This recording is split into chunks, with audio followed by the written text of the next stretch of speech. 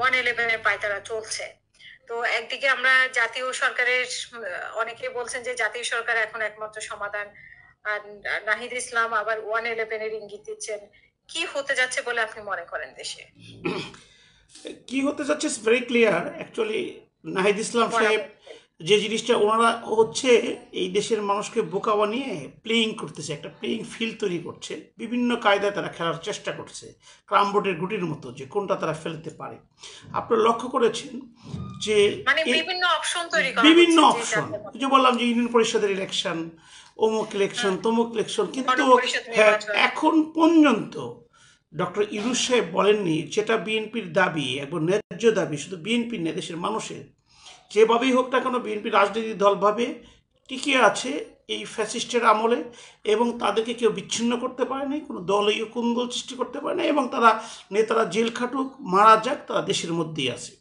তো বিষয়টা হচ্ছে যে তারা আসলো একটা ফ্যাসিস্টকে তাড়িয়ে, কারণ ফ্যাসিস্ট হচ্ছে জনগণের ভোটাধিকারটাকে একান্তই নিজের করে সে সেটাকে দিয়ে ফ্যাসিস্ট হয়ে গেল, এবং তার মাধ্যম ছিল দুর্নীতি।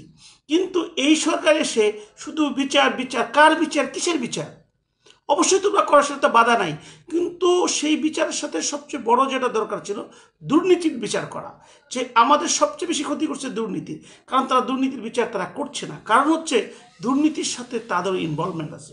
যেমন কনফ্লিক্ট অফ ইন্টারেস্ট, আমাদের মোস্তফা সরোয়ার স্যার বলেছেন, আমাদের অনেকেই শব্দের সাথে জড়িত না। আপনি ইংল্যান্ডে আছেন, একটা লয়ার, একটা সলিসিটার, তাকে conflict of interest and confidentiality সর্বপ্রথম জানতে হয়, নয় দেশে প্র্যাকটিসে করতে পারবে না।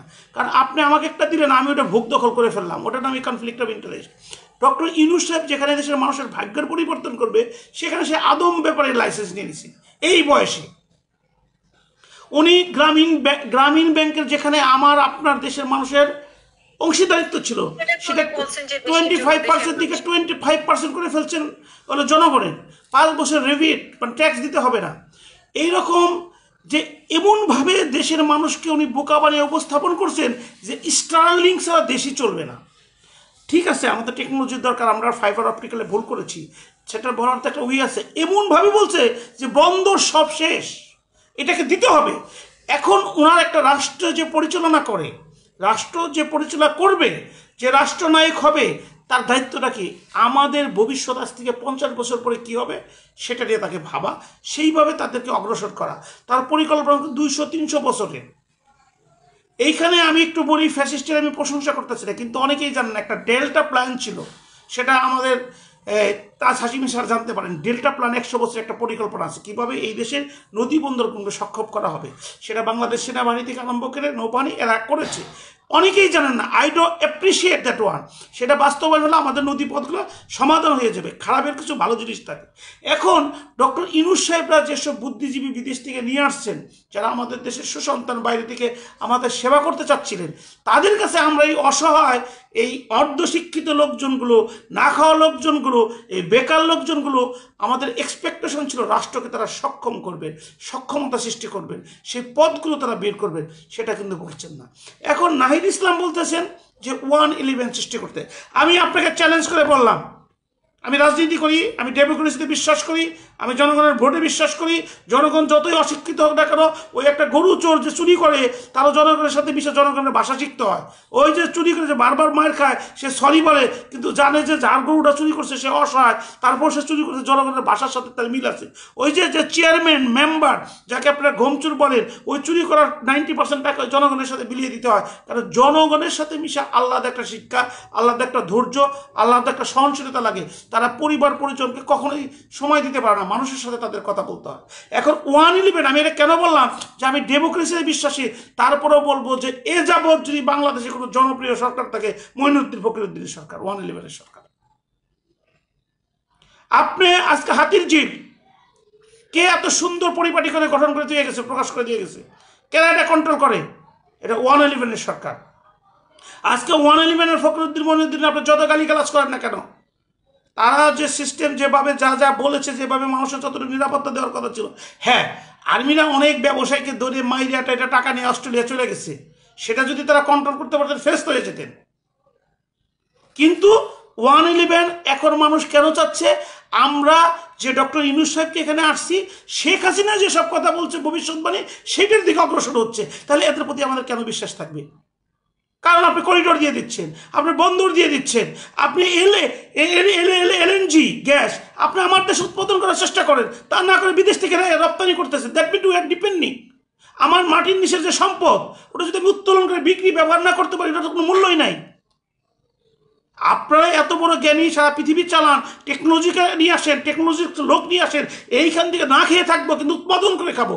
আজকে গ্রামীণ ব্যাংকের একটা কথা বলি, 44 বছর ধরে আসেন, আপনি মানুষকে হাউস লোন দেন, টিনের ঘর করার জন্য, গরু কেনার দেন, কিন্তু ওই ফ্যাসিস্ট শেখ হাসিনার আমলে যখন ইন্ডিয়া ওই গরু বন্ধ করে দিচ্ছে, তখন কিন্তু বাংলাদেশ গরুতে স্বয়ংসম্পূর্ণ।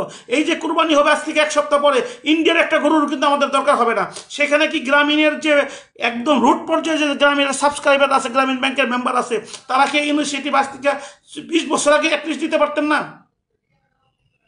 এবং এই ডক্টর ইউনূস সাহেব সবচেয়ে বেশি বেনিফিশিয়ারি কার্ড এই ফ্যাসিস্ট সরকারের, শেখ হাসিনা। এই ডক্টর ইউনূস সাহেবের আমি সাক্ষী, ছোটবেলা তার ফোন তাকিয়ে দেখতাম, ইনকামিং ফোন আসলে 7 টাকা দিতে হইতো, আউটগোয়িং 12 টাকা। আপনি বলেন আমি মিথ্যা কথা বলতেছি কিনা? আমি ফ্যাসিস্টকে ফ্যাসিস্টই বলবো, কিন্তু তার কিছু গুণাবলী আপনাদের আনতে হবে, নয় আমরা ভুলে যাবো। এই ফ্যাসিস্টের আমলে যখন নাসিব খান মন্ত্রী হলো, তখন আমি 50 পয়সা দামের এই ফোন ব্যবহার করা শিখলাম। আপনার সাথে যে অনলাইনে কথাটা বলতেছে, এটা কার অবদান? এই ফ্যাসিস্টের আমলে। তাহলে এই যে ইউনূস সাহেব যে আজকে 9 মাসের উপরে ক্ষমতায় আছেন, আজকে আমাদের কি, আমি একটু আপনাকে বলি, না না, ইউনূস সাহেব যে এই যে 9 মাস ধরে ক্ষমতায় আছেন, আমাদের কি এইরকম দৃষ্টান্তমূলক একটা দেখা গেছেন? শীতের সময় শস্য শাকসবজি উৎপাদন হবে, আপনার যদি বিক্রি না হয়, কৃষক রাস্তায় ফেলে দেয়, হাটে নিয়ে যায়, যখন বিক্রি না করতে পারে ওটা আর, আগে তো আমি নিজে সবজি বিক্রি করে লেখাপড়া করছি, তো ওটা আর বাড়িতে নিয়ে যেতাম না, কারণ বাড়িতে নিয়ে যে কষ্ট খাওয়াবো গরুকে, রাস্তায় রেখে যেতাম। এখনো কৃষক অনেকে রাগ করে রেখে যায়, কারণ এখন সার অনেক বেশি খরচ করতে হয়, আগে তো সার খরচ করতে হতো না। সেটার ক্রেডিট নেওয়ার কিছু নাই, সেটাকে ধরে রাখার বিষয় ছিল। এখন আপনি সবজির বাজারে যান না কেন, এখন যে চাল, যে ধান হচ্ছে, আমি ফ্যাসিস্টের প্রশংসা করতেছি, আমি ওনাদেরকে মনে করিয়ে দেই, এই ধান কাটা, ধান আমাদের যারা নদী এলাকা, আমরা নিম্ন এলাকার লোকজন যারা, এই ধান কাটার সময় বৃষ্টি আসলে সমস্ত ধান জলে চলে যেত, আমরা হাহাকার করতাম। এই যে আধুনিক মেশিন ধান কাটার, উনি এইরকম একটা ইন্ট্রোডাকশন দেখাক যে ইয়াং ছেলেদের, উনি যে আদম ব্যাপারী লাইসেন্স দিচ্ছে, এই লাইসেন্সটা ওরা কনফ্লিক্ট অফ ইন্টারেস্ট না, উনি কি আমাদের দেশের যে আসিফ সাহেবদের মতো যারা এই শহীদ পরিবার যারা এখানে অবদান রাখছে, তাদেরকে না দিয়ে উনি প্রত্যেকটা মিনিস্ট্রি ছাত্রদেরকে বসিয়ে দিয়েছেন, যেখানে তারা যাতা বিহেভ করতেছেন। চাঁদাবাজি এখন ওপেন হয়ে গেছে, রাস্তায় চলা যায় না। আপনি ড্রেস আপ দেখেন না, আপনি আসিফ সাহেবের ড্রেস আপ দেখেন, উনি যখন ডিবি অফিস থেকে বেরোলেন, ওনার পায়ের স্যান্ডেল রাখাতে কত দাবি ছিলেন, আর এখন উনি যে কেস পরে আর্মিদের সাথে, আর্মিরা জনকে সম্মান জানায়, রাষ্ট্রীয় প্রোটোকল দেয়, ওনার অ্যাটিচিউডটা দেখেন।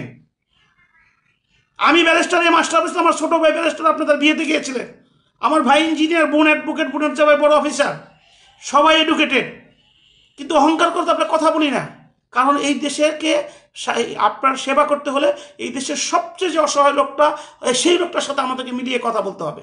কিন্তু ওনারা এগুলো করলেন। হ্যাঁ, এখন নাহিদ সাহেব বলতেছেন 111 ভারত থেকে আসবে না, বাংলাদেশের লোক করবে।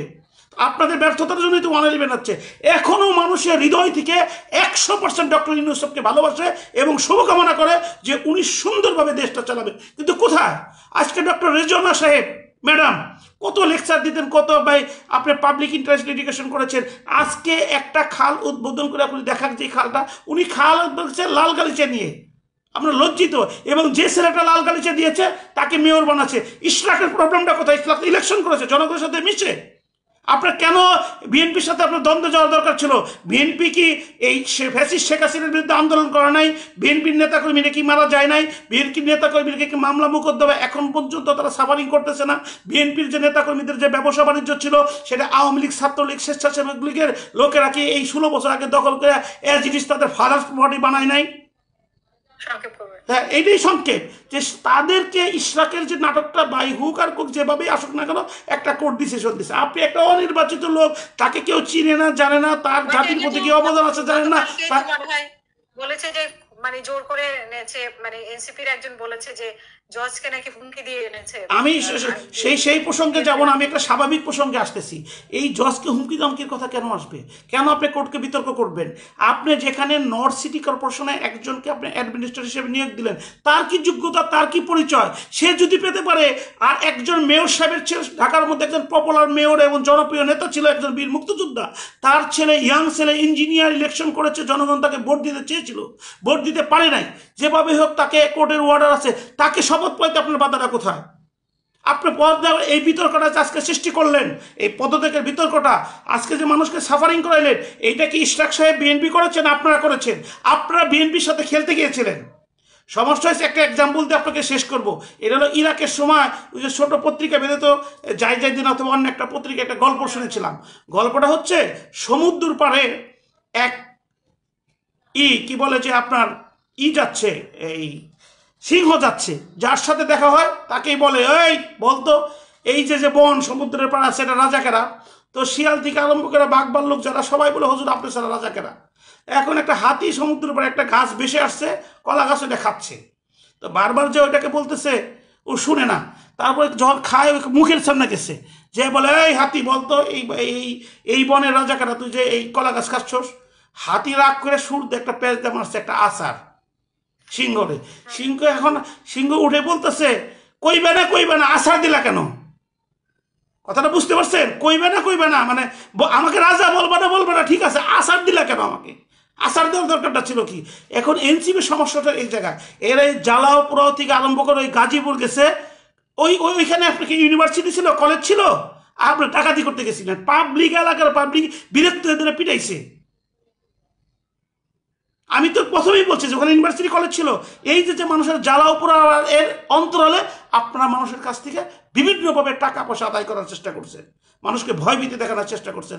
আপনি এনসিপি কিভাবে ক্ষমতায় আসবেন? ক্ষমতায় আসতে গেলে তো ওই 5 স্টার হোটেলে ইফতার বাড়ি করে আসতে পারবেন না। ক্ষমতায় আসতে গেলে, মানুষের মন জয় করতে গেলে আপনি বিশাল লাল গালিচে দিয়ে সম্মেলন করবেন, যেখানে হাজার হাজার কোটি টাকা। সেটা ক্ষমতা আসতে হবে, আপনি স্বাভাবিক হতে হবে। আপনি 1971 সালের দিকে একটু তাকান, তখন যারা মুক্তিযুদ্ধে, এই যে আমার স্যারেরা আছেন, তাদের ড্রেস আপের দিকে তাকান। তারাও একটা কম দামে পাঞ্জাবি পরে, মাথার চুল এলোমেলো, এই নিয়ে মানুষের পিছিয়ে পিছিয়ে ঘুরতেন। তারা আজকে যে টকশো করতেছেন, তাদের দায়বদ্ধতা থেকে করতেছেন। আমরা তো এনসিপির কাছে এটা আশা করেছিলাম যে তোমরা এই যুগের ছেলেরা, এই ডিজিটাল যুগের ছেলেরা, তোমরা নেতৃত্ব দিচ্ছ, তোমাদের কথাবার্তা ভাষা এত সুন্দর, এত পরিপাটি, এত জ্ঞান করব, তোমরা মানুষের সাথে মিশে যাও। আমরা তোমাদের, ওরা কোন লোকটাকে ডাকছে বলেন? কোন একটা ভালো মানুষকে ডেকে ওনারা নিয়ে আসছেন? ওনারা বলছে কি, 18 ইয়ার্স থেকে 16 ইয়ার্স আপনার এই ভোটার বানাইতে হবে। যে লোক 16 ইয়ার্স ভোটার বানাতে চায়, সেই ডক্টর ইউনূস সাহেব ক্ষমতা ছাড়ব, এটা আপনি আমাকে বিশ্বাস করতে পারেন? আমি আপনাকে চ্যালেঞ্জ করে বললাম যে উনি কখনোই ক্ষমতা ছাড়বেন না। যখন জনগণ খেপে যাবে, জনগণ বুঝবে, তারপর উনি বাধ্য হবেন। কারণ ক্ষমতায় ছাড়লে আসার সাথে সাথে ওই আদম ব্যাপারে লাইসেন্স নিতেন না, আসার সাথে সাথে ওই আপনি ইউনিভার্সিটি অন্যায়ভাবে করতেন না, ওই আসার সাথে সাথে জনগণকে এমনভাবে বোঝাতেন না যে আমাদের বন্দর দিয়ে দিতে হবে। কে বন্দর এতদিন চলে নাই? ব্রিটিশ আমল থেকে চলে নাই, বাংলাদেশ স্বাধীন হওয়ার পরে চলে নাই। আপনি সক্ষমতা বাড়ান, নৌবাহিনীকে ইনভলভ করেন, সেনাবাহিনীকে ইনভলভ করেন, আমাদের জওয়ানদেরকে ট্রেন আপ করেন। তারা অত্যাধিক সারা পৃথিবীতে যদি শান্তির মিশন তারা পরিচালনা করতে পারে, আমার একমাত্র সবচেয়ে গর্বের সম্পদ চট্টগ্রাম বন্দর, যেটা আমরা ভয়ে থাকি যে কোনো বিদেশি শত্রুরা আমাদের কাছ থেকে নিয়ে যেতে পারে, সেটাকে আপনি বিদেশের হাতে তুলে দিবেন। কাদের হাতে তুলে দিবেন? যারা ওই ইসরায়েলে আমার ভাইকে হত্যা করছে নির্বিচারে, তাদেরকে যারা পেট্রোলাইজ করে টাকা দেয়, তাদেরকে আপনি দিচ্ছেন। আর এই দেশে কি করছেন?